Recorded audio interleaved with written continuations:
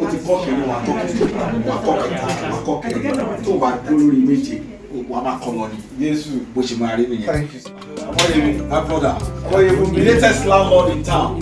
Congratulations, my brother. I really appreciate it. Ladies and gentlemen, my name is Amokade, ijebu. May 1st housewarming with Berry Party. Yeah. And she will be a party. I'm supposed to be the MC on that day. You guys, you don't want to say me. Yomi Fabiyi, 2-in-1. Opo say, Momo. And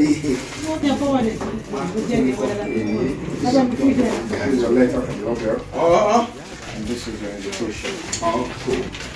Love and Entertainment, all the way from Canada, in conjunction with Yomi Fabiyi, 7th February 2024. Mr. Tayo Amokade, veteran Nollywood actor.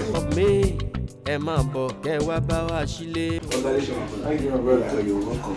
Latest landlord. I'm a boss. Yes, sir. Thank you.